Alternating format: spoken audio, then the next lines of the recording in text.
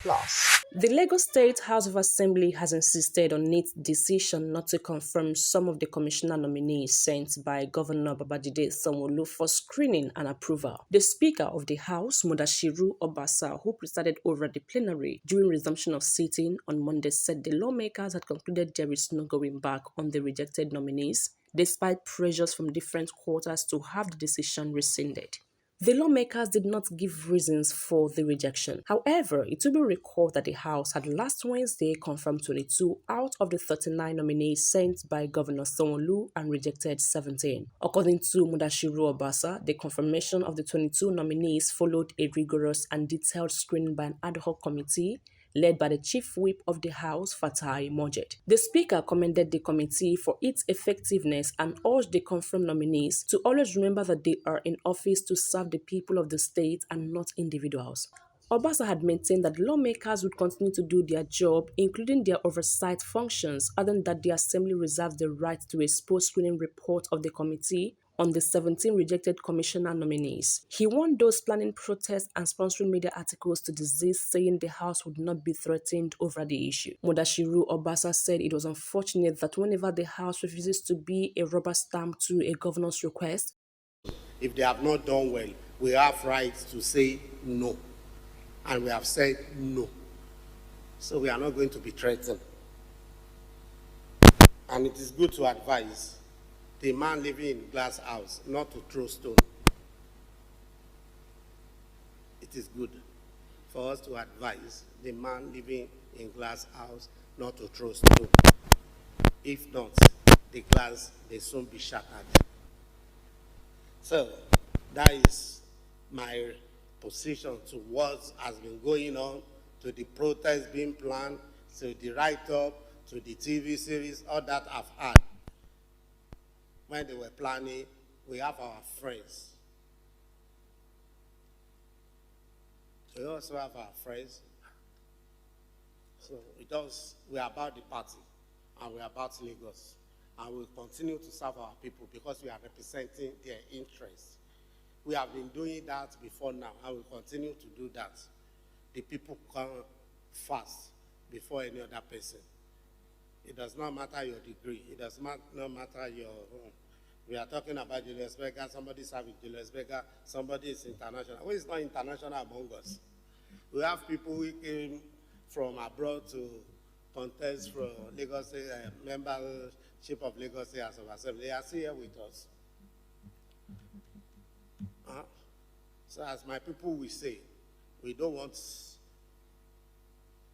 instigation and we don't want conflicts. We are working together, the House and the executive. We are brothers, we are family, and we'll continue to work together. But we need to caution the fourth columnist not to instigate crisis. And those who are living in glass house also to be careful.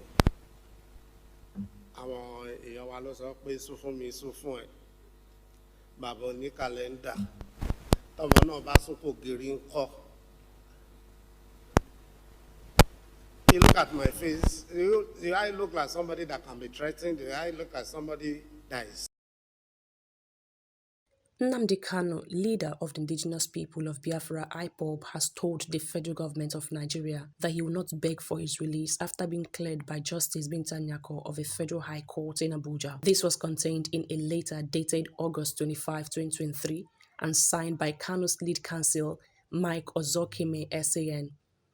The letter was made available to newsmen late at night on August 28, 2023. Ozokeme had raised concern over the deplorable condition of Kanu's detention facility in the custody of the Department of State Services (DSS). The lawyer also requested that the Chief Judge of the High Court of the Federal Capital Territory should appoint a magistrate to inspect the detention center. According to Kanu, begging for his freedom at this point would be an insult to the memory of the late Pa Mbazulike Amechi, who despite his age and ill health, repeatedly traveled from the southeast to Abuja, pleading with the federal government to honor his dying wish, which was treated with the greatest disdain and was also not honored. These were the high points of the discussion during the meeting between the IPOB leader and his lawyers and family according to a statement issued by Kanu's counsel, Ifeanyi Ejiofor. Ejiofor said Nnamdi Kanu at the headquarters of the State Security Services, Abuja, where he is still being illegally and unconstitutionally detained in solitary confinement. Ejiofor said Mazi Nnamdi Kanu used the opportunity offered by the visit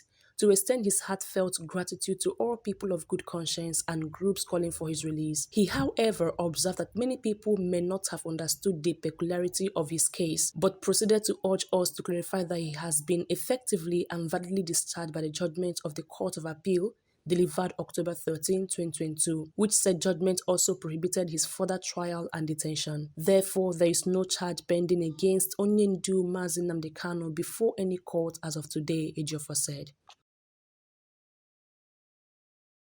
The Bayelsa State Emergency Management Agency, BYSEMA, has warned residents of the state against consuming the food items scattered away at a privately owned warehouse where some palliatives were hidden. Some angry residents in Yenagoa, the state capital, had invaded a warehouse where palliatives consisting of rice, beans, garri, noodles, and other items meant to be distributed to victims of the devastating flood in 2022 are stored and carted away the items. The incident occurred about 7:45 p.m. on Sunday, August 27, almost an hour after the Director General, Honorable Walamam Sam Igrubia, alongside some BYSEMA personnel, left the warehouse premises. In a statement released, Igrubia said that the food items, notably rice and garri, were remnants of the 2022 flood palliatives and were not hoarded by the agency or the state government. He stressed that they were not to be consumed as they have been polluted. We get Nigeria. Don't be small. Don't be small. We get people. Oh, my small man. These are not carrying ourselves with it.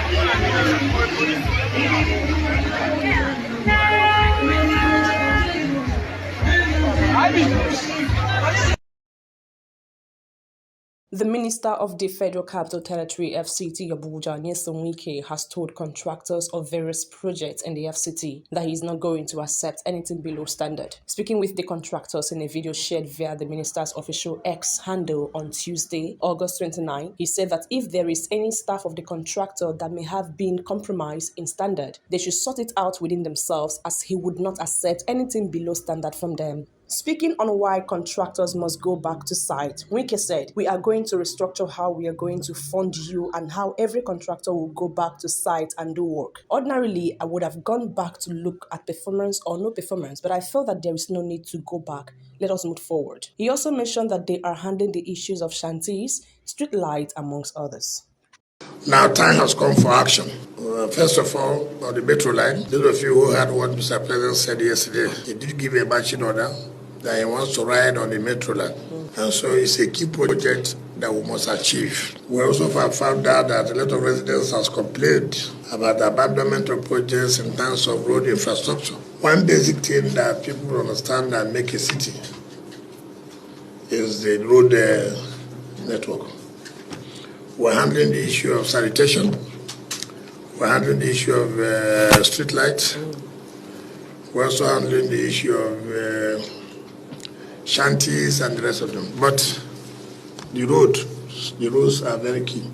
And so we're trying to see how we can map our strategies, structural funding, so that we don't have problems of completion. So we're determined, seriously, to make sure every contractor goes back to site. Not just going back to site with direct supervision from my office and the office of the Minister of State. The major problem we have had, or we're having in this country, is lack of supervision.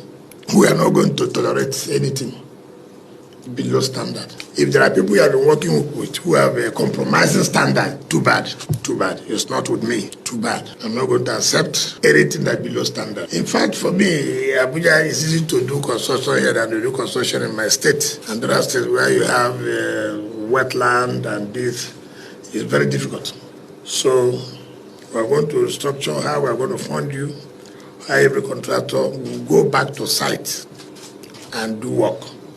Ordinarily, I would have gone back to look at performance or no performance. But I felt that I don't need to go back. Let's move forward. I've agreed with my Honorable Minister of State. I have told the management we must restructure the way projects are funded We must not fund projects depending only on the national budget. We must also fund projects also through our direct, our generated revenue.